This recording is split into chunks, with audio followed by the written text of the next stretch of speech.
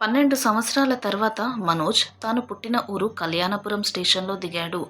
Station బయట చిన్న చిన్న టీ స్టాల్స్ ఉన్నాయి. కొన్ని షాప్స్ తెరిచి ఉన్నాయి. బయటకు వచ్చాక ఓ ఆటో డ్రైవర్ని పిలిచి వెంకటాపురం గ్రామానికి తీసుకువెళ్ళమన్నాడు. ఆ ఆటో డ్రైవర్ ఒక్కసారిగా తన తల ఎత్తి చూసి ఆటో సీట్ క్లీన్ చేసి మనోజ్ని కూర్చోమని చెప్పాడు. దారి మధ్యలో డ్రైవర్ అడిగాడు, సార్ మీరు ఈ ఊర్లో ఏ ఇంటికి వెళ్ళాలి అని. అప్పుడు మనోజ్ కాస్త గట్టిగా చెప్పాడు, అది నీకు అవసరమా, నువ్వు నిశ్శబ్దంగా ఆటో నడిపితే చాలు అన్నాడు. అప్పుడు డ్రైవర్ నవ్వుతూ చెప్పాడు, సారీ సార్, అలాగే, కానీ అసలు విషయం ఏంటంటే నేను ఆ ఊరివాడిని, అందుకే అడిగాను అన్నాడు. ఆ మాట విన్న మనోజ్కి ఒక్కసారిగా చిరాకు వచ్చింది. ఈ ఊరి వాళ్ళంతా ఇంతే, ఎవరి జీవితాల్లో వాళ్ళు అస్సలు ఉండరు, ఎదుటివారి జీవితాల్లోకి తొంగి చూస్తూ ఉంటారు అనుకుంటూ వాపోయాడు. ఆ ఆటో వెళ్లే దారిలో ఎక్కడో పాత జ్ఞాపకాలు మనోజ్ మనసులోకి వచ్చాయి. స్కూలు, ఊరిలోని పంట పొలాలు, ఆటలాడుకున్న మైదానాలు, మామిడి తోటలు, ఫ్రెండ్స్, ఇవన్నీ మనసు గతంలోకి వెళ్ళిపోయింది. అయితే తన పై చదువులు అమెరికాలో చదువుతాను అని ఒత్తిడి చేయడంతో తల్లిదండ్రులు ఎంతో కష్టపడి అతడిని అమెరికాకు పంపించారు. అక్కడే చదువుకొని అక్కడే ఉద్యోగం వచ్చింది. అక్కడే నీత అనే అమ్మాయిని ఇష్టపడ్డాడు. తర్వాత వారిద్దరికి అక్కడే పెళ్లి కూడా జరిగింది. అమ్మా నాన్న అక్కడికి వచ్చి పెళ్లి చేసుకోవడానికి మాకు ఇప్పుడు వీలు పడదు. నేను ఇక్కడే ఒక అమ్మాయిని పెళ్లి చేసుకున్నాను. మాకు వీలున్నప్పుడు అక్కడికి వస్తాం ఇద్దరం కలిసి అని చెప్పాడు. కొడుకు పెళ్లి తమ చేతుల మీదుగా మంచి అమ్మాయితో అంగరంగ వైభవంగా చేయాలి అనుకున్నారు ఆ తల్లిదండ్రులు. కొడుకు పెళ్లి కోసమై ఎన్నో కలలు కన్నారు. కానీ అవన్నీ చెల్లాచెదురుగా అయిపోయాయి. ఆ తల్లి కళ్ళల్లో నీళ్లు తిరిగాయి. నీతాకు గ్రామాలు అస్సలు నచ్చవు. పెళ్ళయ్యాక ఒక్కసారి కూడా వాళ్ళు ఇండియాకు రాలేదు. తల్లిదండ్రులు ఎన్నిసార్లు అడిగినా వీలు కాదని చెప్పారు. ఇప్పుడు వారికి ఇద్దరు పిల్లలు కూడా ఉన్నారు. వారు సెలవుల్లో దేశ విదేశాల ట్రిప్పులు వేస్తూ ఉంటారు.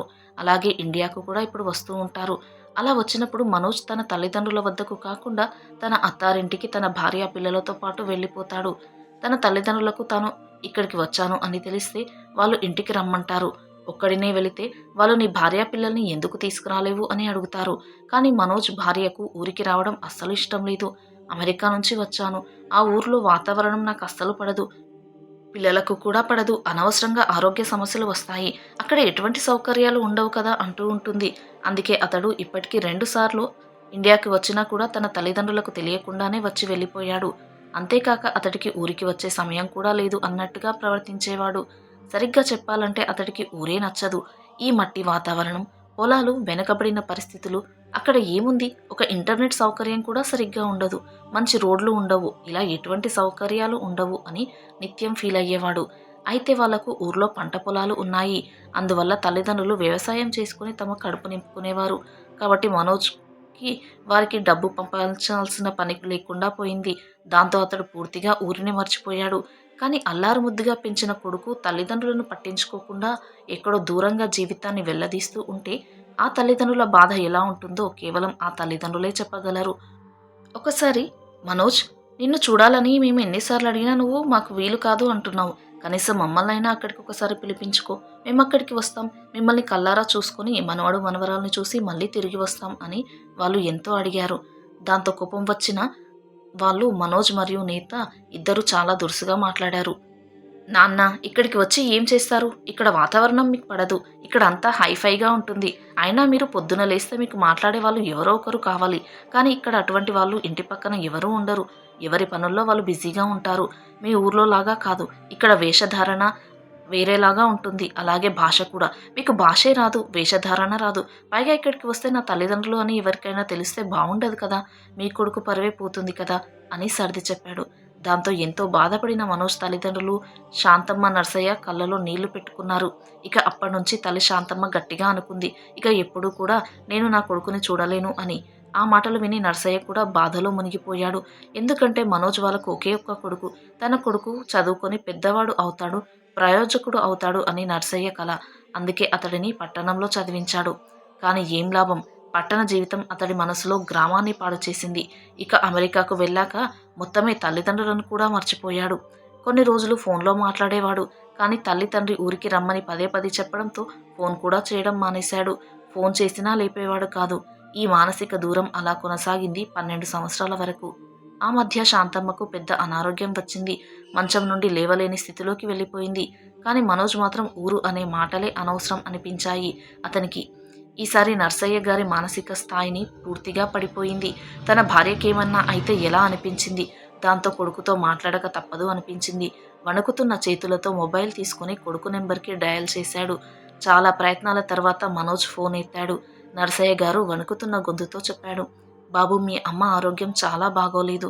కనీసం 1, 2 రోజులైనా వచ్చిపోరా. మాకు నువ్వు తప్ప ఇంకా ఎవరున్నారు? కనీసం నన్ను చూస్తే అయినా తన ఆరోగ్యం బాగుపడుతుందేమో. ఎందుకంటే నీపైనే దిగులుతోనే ఆమె రోజూ ఆలోచిస్తూ ఈ విధంగా మంచానికి పరిమితం అయ్యింది అంటూ రోధించసాగాడు. అయితే అప్పుడు మనోజ్ చెప్పాడు. నాన్నా, వయసు మీద పడుతున్న కొద్దీ ఈ రోగాలు నొప్పులు అందరికీ సర్వసాధారణమే కదా. ఒకసారి వయసు అయిందంటే ఇక అంతే. అయినా నేను ఫోన్లో మాట్లాడుతూనే ఉన్నాను కదా. అయినా అమ్మకి ఏం కాదు. మీరేం టెన్షన్ పడకండి. మీరు టెన్షన్ పడి నాకు టెన్షన్ పెట్టకండి. ఇక్కడ నాకు పిచ్చి పిచ్చిగా పని ఉంది. ఇక్కడ జీవితం అంతా ఆషామాషీగా ఉండదు. ఇక్కడ పనిలోనే నేను నిమగ్నపై ఉన్నాను. ఇక దాంట్లో టెన్షన్స్ తట్టుకోలేకపోతుంటే మీరు మళ్ళీ నా పైన ఈ ఫ్యామిలీ బాధ్యతలను పెట్టి నాకు మరి కాస్త టెన్షన్ పెట్టకండి.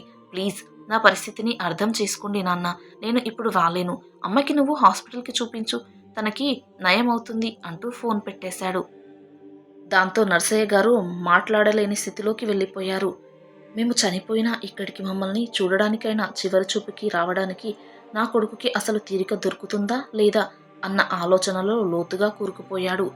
ఫోన్ కింద పెట్టకుండా అలాగే పట్టుకొని నిలిచిపోయాడు. మనోజ్ ఫోన్ కట్ చేసేశాడు ఎప్పుడో. కానీ నర్సయ్య గారు ఇంకా ఏదో బిడ్డ మాట వినిపిస్తుందేమో అనుకుని ఫోన్ని చెవి దగ్గర పెట్టుకుని నిలబడ్డారు. అంతలోపల శాంతమ్మ గారి దగ్గర నుంచి కేక వినిపించింది. దాంతో నర్సయ్య గారు పరిగెత్తుకుంటూ వెళ్లారు ఆ ఫోన్ని కింద పడేసి. ఆమె కళ్ళల్లో కన్నీళ్లు. ఇక కొడుకు రాడు అని ఆమెకు అర్థమైపోయింది. మా నో జు అంటూ తుదిశ్వాస విడిచింది. అది చూసి నర్సయ్య అక్కడే నేలపై పడిపోయాడు. మితిమీరిన వేదనతో రోధించసాగాడు. ఆ రోదన విని పక్కింటి వాళ్ళు వచ్చి చూశారు. ఒకరు ఫోన్ తీసుకొని మనోజ్కి ఫోన్ చేశారు. కానీ మనోజ్ బదులు చెప్పకుండా ఫోన్ కట్ చేసేశాడు. నర్సయ్య గారు ఆ రోజు మరియు అలాగే మరుసటి రోజు కూడా బిడ్డ ఫోన్ కోసం ఎదురు చూశారు. ఫోన్ రాలేదు. అతను ఫోన్ తీయడం లేదు. ఇక రాడని అర్థమయ్యి తనే అంత్యక్రియలు పూర్తి చేశాడు. అన్ని కార్యక్రమాలు పూర్తయిన తర్వాత 3 రోజులకి మనోజ్ ఫోన్ చేశాడు. నాన్న, సారీ నాన్న, నేను రాలేకపోయాను. రావాలని ప్రయత్నించాను. కానీ బాబుకి ఇక్కడ ఎగ్జామ్స్ జరుగుతున్నాయి. అలాగే నీత ఆరోగ్యం అస్సలు బాగాలేదు. వాళ్ళను అలా వదిలిపెట్టి ఎలా రావాలి? అందుకే రావడం కుదరలేదు అన్నాడు. ఆ మాటలు విని నర్సయ్య గుండెలు కోసినట్టుగా అనిపించాయి. సరే బాబు, నువ్వు నీ కుటుంబాన్ని చూసుకుంటున్నావు. ఆ నిర్ణయం నువ్వు తీసుకోవడంలో తప్పేం లేదు. ఇక మీ అమ్మ లేదు. ఈ ఒంటరి జీవితం నేను జీవించలేను. నేను వృద్ధాశ్రమానికి వెళ్ళిపోతాను. కానీ నా జీవితంలో ఒక కోరిక మిగిలింది. అది తీర్చు. నువ్వు ఒక్కసారి వచ్చి ఆస్తికి సంబంధించిన పేపర్లు, లావాదేవీలు అన్నీ తీసుకుని వెళ్ళు. నేను ఇవన్నీ ఇక్కడే వదిలేసి ఎలా వెళ్ళను? కాబట్టి నీకు అవసరమైనవన్నీ నేను అన్నీ కూడా నువ్వు తీసుకొని వెళ్ళు. నేను ఆరోగ్యంగా గట్టిగా ఉన్నప్పుడే ఈ ఆస్తినంతా ఎక్కడెక్కడ ఏమేమున్నాయి అన్నీ నీకు అప్పచెపితే నాకు సుఖంగా ఉంటుంది అన్నాడు. ఆ మాటలు విని మనోజ్ ఆలోచనలో పడిపోయాడు. మా నాన్నగారు బాగానే 10 ఎకరాల వరకు పొలాన్ని సంపాదించారు. అవి ఇప్పుడు ఎంత లేదన్నా ₹1,00,00,000 వరకు ఒక ఎకరా పలుకుతుంది. పైగా ఊర్లో ఇల్లు, ట్రాక్టర్లు, ఆవులు ఇలా చాలానే ఉన్నాయి ఆస్తిపాస్తులు. వాటన్నిటిని ఒకసారి చూసుకుంటే బావుంటుంది అనుకున్నాడు. నాన్నగారు బాగున్నప్పుడే అన్నింటిపైన సంతకం చేయించుకొని అన్నీ ఒకసారి చూసుకోవాలి అనుకున్నాడు. అలా అనుకుని మనోజ్ ఊరికి వచ్చాడు. ఆటోని తన ఇంటి దగ్గర ఆపమని చెప్పాడు. ఆటో అతనికి డబ్బులు ఇచ్చి గేటు తీసుకుని ఇంటి లోపలికి వెళ్లి డోర్ పెట్టి ఉన్న తలుపును తట్టాడు. అప్పుడు నర్సయ్య గారు తలుపు తెరిచారు. చీకట్లో కొడుకుని గుర్తుపట్టలేదు. మనోజ్ నెమ్మదిగా అన్నాడు, నాన్న, ఎలా ఉన్నారు అని. ఆ గొంతుక విని నర్సయ్య గారు ఒక్కసారిగా ఆశ్చర్యంగా చూశారు. అప్పుడే కరెంటు వచ్చింది. కొడుకుని ఇన్ని సంవత్సరాల తర్వాత చూసి కళ్ళల్లో నీళ్లు తిరిగాయి. సారీ నాన్న, నేను అమ్మ అంతిమ కార్యక్రమాలకు రాలేకపోయాను. అయినా నువ్వేమీ బాధపడకు. వయసు అయిపోయింది కదా అని ఏవో 2-3 మాటలు చెప్పాడు. తర్వాత మెల్లిగా అన్నాడు, నాన్న, ఆ పేపర్లేవో ఇవ్వండి. అవన్నీ చూసుకుని తొందరగా పనంతా పూర్తి చేసుకుని నేను వెళ్ళాలి. నాకక్కడ చాలా పని ఉంది. కాబట్టి రేపే వెళ్ళాలి అన్నాడు. అప్పుడు నర్సయ్య గారు నవ్వారు. అయ్యో మనోజ్, నీకు వాటిని ఇవ్వాలని కదా పిలిచాను అంటూ ఒక్కసారిగా ఇదిగో బాబు అంటూ అన్నాడు. నాన్నగారు ఏమిస్తున్నారు అంటూ అతడు ఆత్రంగా చూశాడు. కాని అతడి చేతులు ఖాళీగా ఉన్నాయి. అతను అడిగేలోపే అతడి చెంప గట్టిగా పగిలిపోయింది.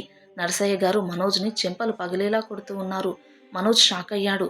ఇది మీ అమ్మ తరపున, ఇది నా తరపున అంటూ ఇంకా తగిలించేస్తున్నారు. అప్పుడు మనోజ్ తన తండ్రిని ఆపి, నాన్న, ఏంటి పిచ్చి పట్టిందా?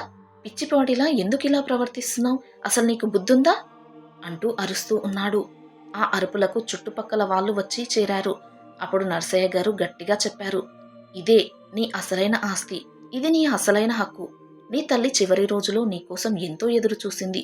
నేను ఎంతో బాధపడ్డాను. నిన్ను ఎన్నోసార్లు పిలిచాను. కానీ నువ్వు నీ తల్లి అంత్యక్రియలకు కూడా రాలేనంత బిజీగా ఉన్నావు. దాంతో నీపై చాలా కోపం వచ్చింది. నీకు బుద్ధి చెప్పాలనుకున్నాను. అందుకే నేను ఇలా మోసం చేసి నిన్ను పిలిపించాను. నువ్వు మమ్మల్ని మర్చిపోయావు. కానీ ఇప్పుడు ఆస్తి కోసం మాత్రం నీకు ఎటువంటి పనులు అడ్డంకిగా రాలేదు ఇక్కడికి రావడానికి. నీకు నీ తల్లిదండ్రులు అవసరం లేదు. కానీ వారి ఆస్తి మాత్రం కావాలి కదా! కానీ నువ్వు మమ్మల్ని మర్చిపోయావు. కాబట్టి మా ఆస్తి ఇక నీకు ఉండదు. ఇప్పటికే వీలునామా రాసి మా ఇంటిని, పొలాలని ఒక ట్రస్ట్‌కి దానం చేసేశాను. నా మరణం తర్వాత నీకు ఏమీ కూడా మిగలదు.